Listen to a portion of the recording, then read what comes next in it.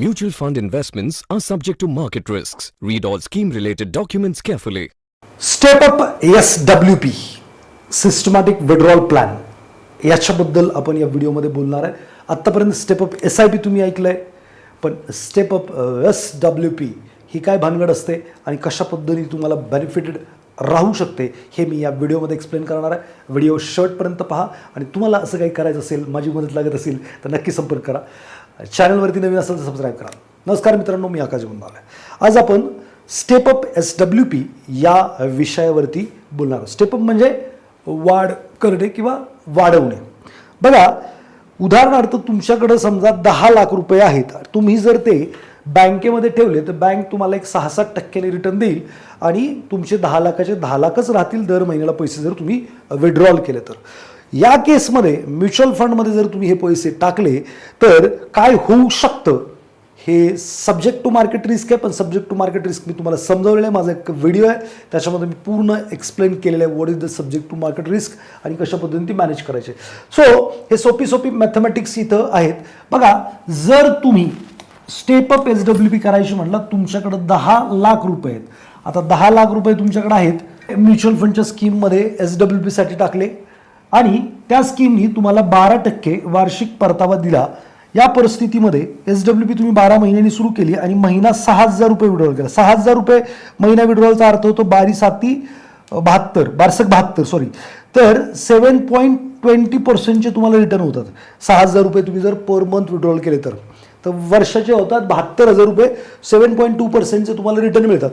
जर हे अशा पद्धतीने तुम्ही चालू ठेवलं 15 वर्षापर्यंत, 15 वर्ष जर तुम्ही याच पद्धतीने कार्यक्रम चालू ठेवला, 15 इयर्स दर महिन्याला आणि 5% वाढ केली, 5% वर्षाच्या वर्षाला SWP वाढवली, तर काय पॉसिबिलिटी आहे, तर 10 लाख रुपये जर तुम्ही इन्व्हेस्टमेंट केलेत ते साधारणपणे 15 वर्षामध्ये तुम्ही 11,20,000 रुपये विड्रॉल कराल आणि तुमच्याकडं शेवट जी रक्कम राहील ती साधारणपणे 33 लाख रुपये असेल.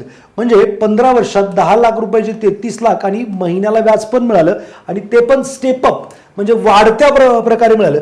तर कसं मिळालं ते मी थोडक्यात तुम्हाला इथं दाखवण्याचा प्रयत्न करतो. लक्षपूर्वक बघा, हा जो चार्ट आहे इकडे खाली, तर बघा दर महिन्याला तुम्ही 6,000 रुपये विड्रॉल करताय, तिथे तुम्हाला दिसतंय. आता 12 महिन्यानंतर आपण 5%ची स्टेपअप केलेलं आहे. तर पुढच्या स्लाइडमध्ये जर गेलो आपण तर साधारणपणे तुम्हाला पुढच्या वर्षी 6,300 रुपये मिळायला सुरुवात होतात.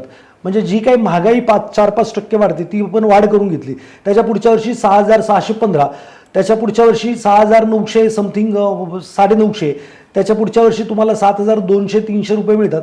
असं तुम्ही करत गेलात तर साधारणपणे 15 वर्षामध्ये जेव्हा तुम्ही 15 वर्ष इन्व्हेस्टेड राहाल त्यावेळेला पर मंथ तुम्हाला 12,000 रुपये समथिंग चालू झालेले असतील आणि तुमच्याकडे हे सगळं जाऊन टेंटेटिव्हली 27 लाख रुपये नेट अमाऊंट तुमच्या हातात आहे, 27,70,000 रुपये.